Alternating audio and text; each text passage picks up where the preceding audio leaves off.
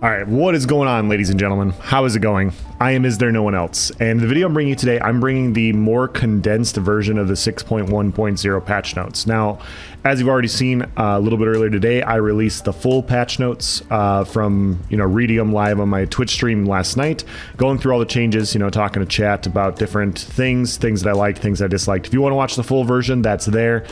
3.5 hours in its entirety. There's a lot of changes in here. So I wanted to provide the whole thing for you guys because I thought there was some good stuff in there. And then I also wanted to provide a condensed version, my personal opinion on the things that I like about this patch and the things that I think need to get adjusted before this patch goes live. So as is always the case, guys, this is my opinion. This is my opinion as it pertains to PvP. I'm going to do my best to provide my reasoning. If you disagree, that's cool. That's more than cool. We can have a conversation about it. We can talk about it. That's kind of what these videos are for. I like talking to you guys about this stuff. So number one of the best things that I liked about this patch is the changes that they made to the classes. Dragon Knight getting the increased 25% more damage on Deep Breath for the explosion is a great change. Deep Breath is...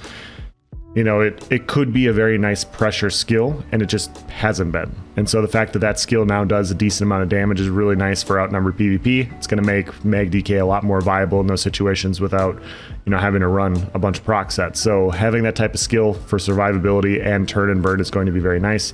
Drawsense doing 140% more heals for up to 147% more, up from 100%. It's just going to increase survivability on Dragon Knight. So, those changes are really nice. It makes that skill a lot more viable in open world PvP, and it's going to give something that Dragon Knight's been lacking. So, in my opinion, of course. So, I think that's a great change for Dragon Knights. Necromancers, the Grave Grasp change, I do like. I do think this is a good overall change. I think this is a nice buff to the skill. Skill's not used much, although Minor Maim is nice. People weren't using it, so the fact that you now have a snare and an immobilize and a CC all attached to the skill is fantastic. I would flip them. Currently, the way it's set up, the first circle AoE is a snare, the second one is the root, and then the final one is the CC. I would flip them. I would have the first circle be the CC, the next one be the immobilize, and the final one be the snare. I think that'd be a lot more functional for necromancers. I mean, it's going to be really hard. Like, if you're trying to use this skill as a CC, it's a little bit easier to line it up at close range than it is at long range. So that's how I would go about doing it. But overall, it's a good change, and it's definitely a step in the right direction. Nightblade changes, I couldn't be happier about. Nightblade's the assassin class. I've talked about this a lot. Getting rid of their damage mitigation and giving them more critical strike damage makes all the sense in the world to me. Some people aren't going to like it because it's not going to make them as tanky, but Nightblades aren't supposed to be the tankiest thing on the battlefield. If we're talking about class identity and they want to give classes their own unique feel, the assassin class is supposed to be the stealthy rogue that comes out and nukes people. Like, that's what the class is, and it's kind of lost that identity for the last couple of years, and this gives it back. That change to 2% critical damage and healing per stack on Grim Focus is very nice instead of the 10% mitigation. So I think that's a great change. It makes Nightblade make more sense, in my opinion. The Strife change, the Strife and Funnel Health change is kind of nice. Sorcerer, Stamp Sork's getting a spammable. I mean, I've heard it's very similar to Imbue Weapon, but it's kind of going in line with how they stack light attack damage. So we're gonna have to test this more thoroughly. But the fact that they gave Stamp Sork a spammable and they're giving Stamp Sork gets another skill in their skill line, which is great. We'll have to see how functional this is. It may not be very good, but at least it's there to get adjusted and improved upon later, which I think is a good start. What else is there? So overall, I like a lot of the class changes. I thought the class changes were very good. The other changes that I liked, that I wanted to talk about a little bit here. Additionally, we've adjusted all item sets that have radius checks for friendly targets to no longer target all allies, but instead target group members only. This will reduce the amount of parsing and messaging dealt by the server and reduce the staggered amount of sets that can be enabled in non-grouped content. So, they adjusted a lot of item sets and skills and abilities to where they're now only going to work if you're in a group with people. And I got very excited about this last night because smart healing's been a discussion on Twitch, on my Discord, on YouTube. Like, everybody wants smart healing. You know, they want their heals to go to their group. They don't want heals going to everybody in an area. And it's both sides. You know, I feel like people, when I'm running in a small group, if I'm trying to heal a group of people, I want to make sure my heals are going to my group. You know, I want to make sure the heals are going to the group that I'm trying to coordinate with. Not that I don't want to help other people outside of the group, but if we're really getting focused, I want to make sure the people that I'm on comms with get priority. And I can't tell you how many times in the past where I've run a set like Earthgore, you know, because Earthgore was just devastatingly powerful like a year and a half ago. It was so strong, it was worth running on a healer for that reason. And I'd be running with a 2 or 3 man group as a healer running Earthgore, and all of a sudden a sniper 20 meters away would take damage, and I had rapid regen on him, and my Earthgore would proc. And so now my group doesn't have access to my Earthgore proc because it's off a cooldown because of somebody in the distance taking, you know, a ton of damage for no reason, you know. So this change only working on group members is really nice. I think it's going to be very nice for the server. You know, you don't have to run checks on everybody in an area. It's only going to run in the group. And I wish they did more like this, to be honest. Like, this is a good start. Earthgore, Healing Springs, Hollow Fang's Thirst, all these, Lord Warden, all these things applying to group members only. Meritorious Service, Powerful Assault. You guys can go through this list if you want, but yeah, it's right here. I thought these were great changes. I think if you're, regardless of group size, whether you're in a 6, 12, 24 man group, knowing that your healing is going to your group members is very nice. And if you want to heal another person, you got to group up with them, you know? And I think that makes a lot of sense. So, yeah, I think that's great. The number 3 thing that I liked quite a bit was the changes to all the sets. I'm not going to go through all the sets, but the ones off the top of my head that I'm, you know, most excited about: Mechanical Acuity, you know, being an instant proc off cooldown when you deal damage, has some. I'm not saying it's the best set, but it's one of my favorite sets that I've ever run. So that makes it very interesting. Armor Master got a buff. Sets like Swamp Raider and War Maiden got buffed from 450 weapon and spell damage, respectively, to 600 weapon and spell damage. So they increased those. Torig's Pact got a nice buff as well. All these sets got very nice buffs. Armor of the Training going to a 1-piece set is nice. You know, I've talked about it in the past, but currently with the Mythic meta, if you're trying to run a Mythic item, you have one leftover set piece. If you back bar a set and then front bar a set, you have one piece that goes missing in that situation with a monster set. And so now that you have a 1-piece set like Trainee that can literally be on any piece, I mean, if they haven't changed it, but you can get Trainee on any piece. So now you can fill out that spot and you can get a bonus from it, which I think is fantastic. The fact that it's a 3-piece set and you get all this health, magic, and stamina, it may push out like willpower and agility because it's just so much max stats. You know, like this is a great change in my opinion. Yeah, a lot of really nice sets. Briarheart got changed to proc instantly. There were some other sets. There are other changes that were just very minor, but those were the biggest changes that I liked the most as it pertains to PvP. Now, what I don't like about this patch. Oh, the last things. Shadow Mundus got a very big rework. So now it's not only critical strike damage, it's also critical healing, which is fantastic. You know, it's going to make that Mundus Stone a lot more powerful, which is a good thing. Shadow Mundus hasn't been very powerful in PvP. The fact that you can now critically heal with it is very, very nice. So that's all the good stuff. Class change is great. A lot of rework sets, a lot more build variety. You know, being able to have access to different sets. Not everybody will be running New Moon. Not everybody will be running Fury. You know, because there's different options out there, different options for different classes, and there's going to be a little bit more variety in that situation. Now, what I don't like is the buffing of proc sets, and there's a reason for it. Now, I talked about it on my 3.5 hour long video. I'm not personally a fan of proc damage sets. I'm not a fan of proc healing sets. You know, I don't like sets that do my healing and my damage for me. I'd rather not do that. Now, do I think everybody has to play the way I do? No, of course not. You know, if you enjoy proc sets, run proc sets. You know, that's more than fine. You know, they're there for a reason. They're powerful for a reason. If you enjoy that, you know, those item sets, you should run them. But what I don't like is like this Unleashed Terror set, as an example.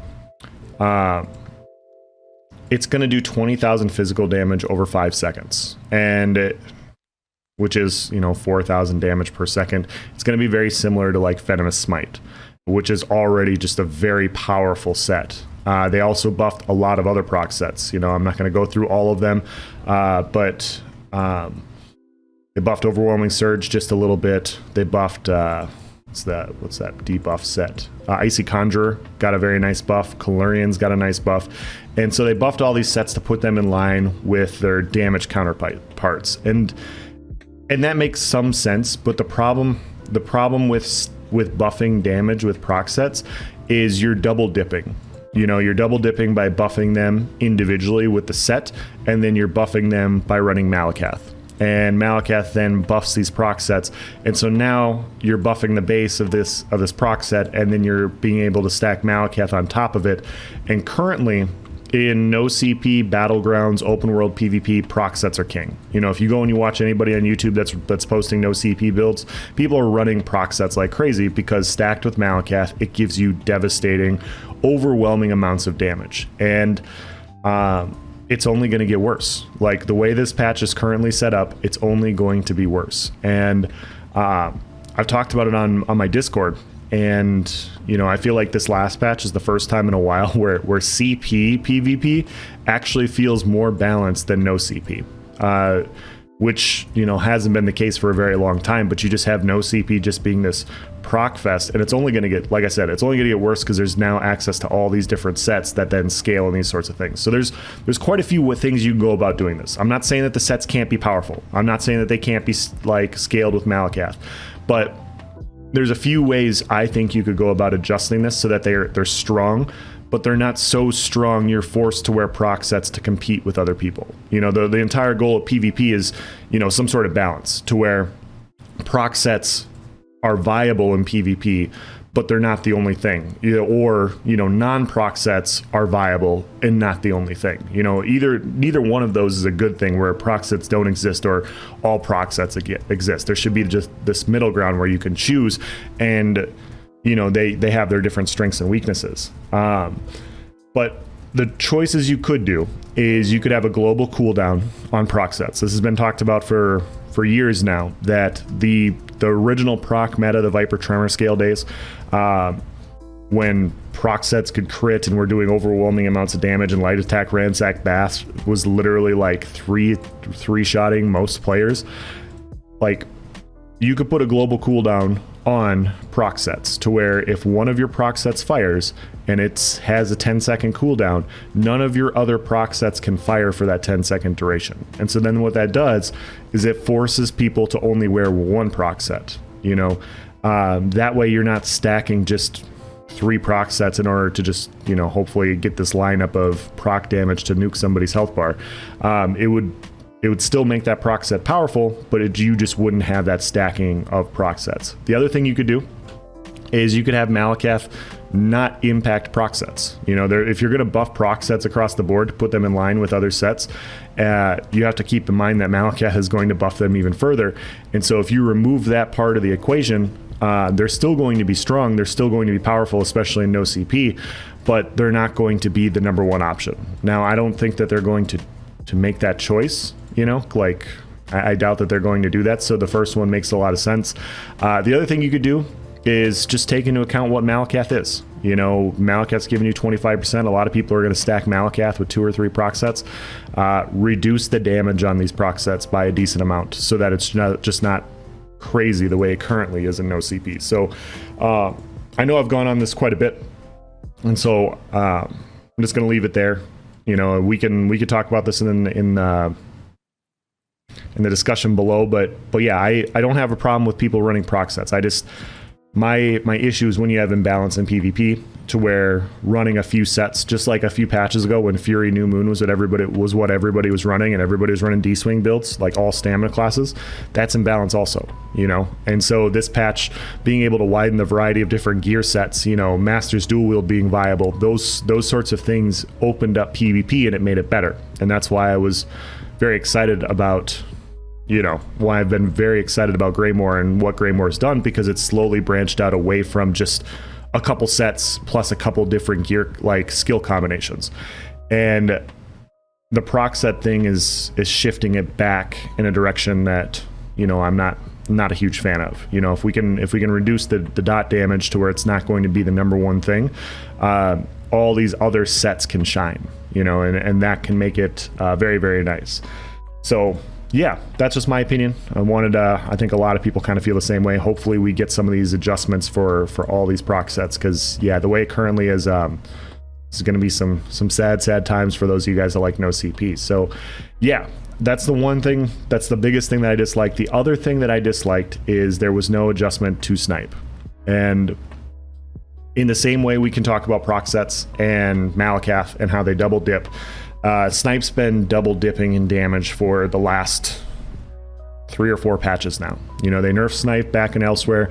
Snipe really wasn't an issue. Nobody was really running it. You know, a few people were, but it wasn't just like desyncing and like instantly killing you. So they buffed it by 10% after they nerfed it by 15%. And then they came out with a set like New Moon. And when you have a very strong set that has very minimal risk and very high reward, when you have a skill, sorry, not a set, when you have a skill that has very minimal risk and very high reward like Snipe, where you can activate it from 25 plus meters away, out of the range of most castable abilities, out of the range of gap closers, anything like that, and you have the escapability that Nightblades do with stealth, to where you can get in, hit somebody, and then get out before they even know where you're at, you have to be careful with a skill like that. And so when you buff the base skill, and then you come out with sets like New Moon Acolyte and like Titanborn, and now they buffed Swamp Raider to 600. Now you have another damage set that, you know, buffs. Now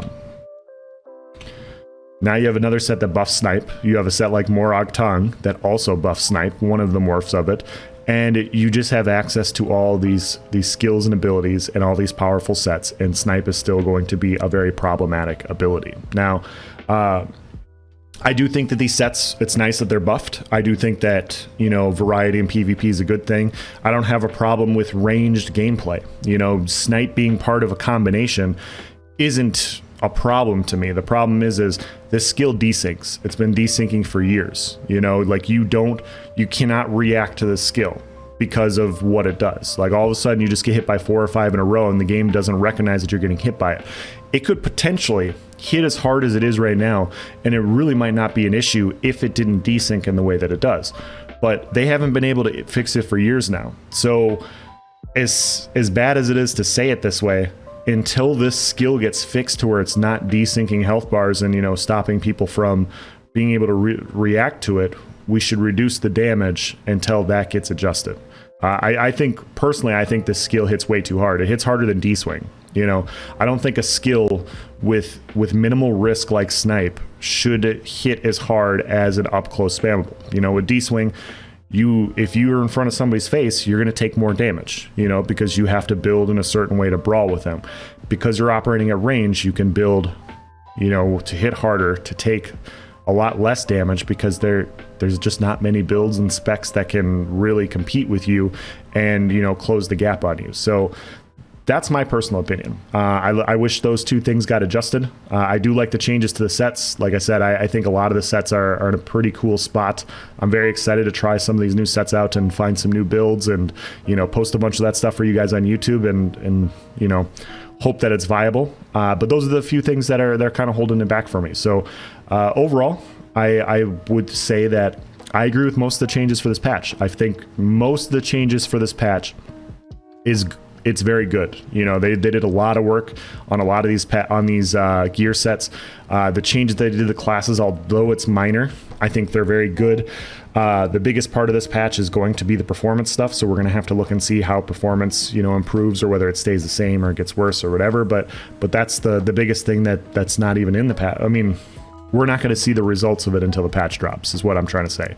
So overall, all those things are good. If these other things get the slight tweaks that I'm talking about, like proc sets get toned back a little bit, Snipe gets adjusted, we could be talking about this patch being even better than Greymore. Like I really think that this first week of the patch notes is in a pretty good direction. And I know it's taken me this long to say this, but this is the first week of the patch notes, guys. You know, like if we look at last patch, you know, stun had 13 or 14,000 pen attached to it, and people were like, this is stupid, I'm quitting the game. And then it got adjusted to what it was, and now it's 5,000 pen, and it's not that as big of a deal. These things can get reworked. They can get adjusted. You know, we have to bring forth a solid argument and prove our point and kind of show that. And I will be doing that on the PTS in the next couple of days, showing exactly how much damage these proc sets can give with Malakath, just to show, you know, how much of an issue it can be. Hopefully, you know, we can put forward a solid argument and get these things adjusted in a way to make, you know, these other sets viable for, you know, our no CP friends. So that's kind of the goal. That's kind of the goal, is to, you know, make this the best, help make this the best possible patch that it can be. And I think it's in a pretty good start, you know. So if you guys have any comments, or if you guys have any opinions on, you know, what you want to see me test first, as you guys know, I go through and I try to test as much stuff as possible. There's way too many sets for me to go back and test everything, but I will be testing the more interesting ones. You know, there's a lot of interesting ones on here, so I'll probably just do them in the order as I see fit. But yeah, if you guys have anything in specific you want to see first, let me know, and we'll see what we can do with them. If you guys like this sort of thing, definitely recommend subscribing to the channel. The videos will be fast and furious for the next couple of weeks, just doing gear set reviews, talking about different sets, talking about different skills and abilities, and, you know, different combinations and all these other sorts of things. And yeah, it's my favorite time is PTS time. So that's going to be the end of this video. Like I said before, if you have any comments, questions, please provide in the section below. Thank you for watching, guys. Have a nice day.